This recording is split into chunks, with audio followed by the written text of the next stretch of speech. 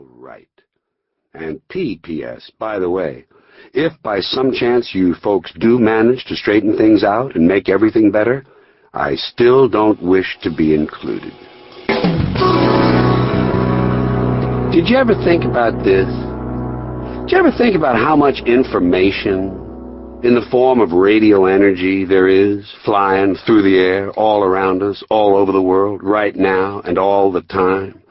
AM, FM, UHF, VHF, shortwave, television, CB, walkie-talkie, cell phones, cordless phones, telephone satellites, microwave relays, faxes, pagers, taxi calls, police, sheriff, hospitals, fire departments, telemetry, navigation, radar, the military, government, financial, legal, medical, the media, etc., etc., etc. Trillions and trillions and trillions and trillions of separate little bits of electronic information flying all around the world through the air at all times. Think of that. Think of how busy the air is.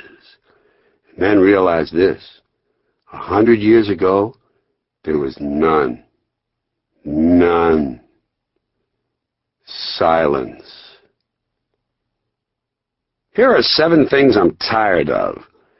I'm getting tired of guys who smoke pipes. When are they going to outlaw this shit?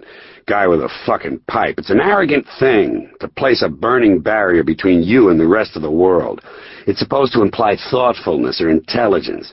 It's not intelligent to stand around with a controlled fire sticking out of your mouth. I say, hey, Professor, you want something hot to suck on? Call me. I'll give you something to put in your mouth.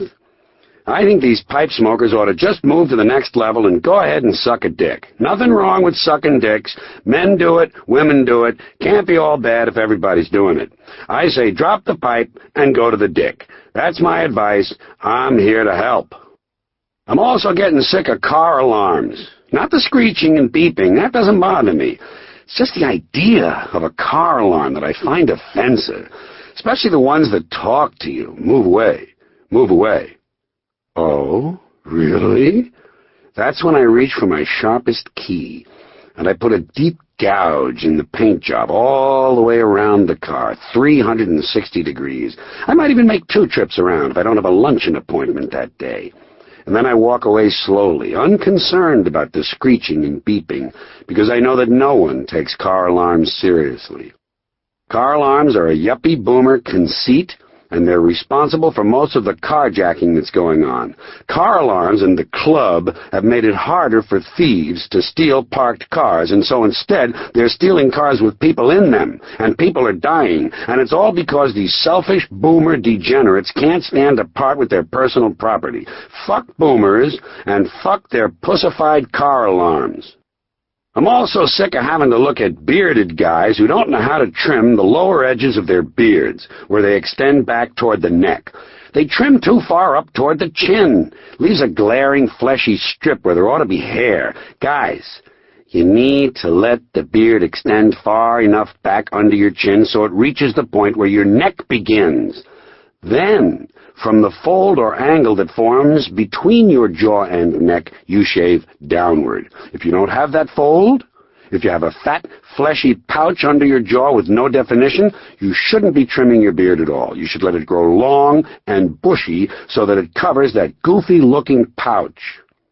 And I've just about had it with all these geeky fucks who walk around listening to Walkmans. What are these jack-offs telling us, anyway? They're too good to participate in daily life? They're sealing themselves off? Big fucking loss. And what is it they're listening to that's so compelling? I think a person has to be fairly uncomfortable with his own thoughts to have the need to block them out while simply walking around.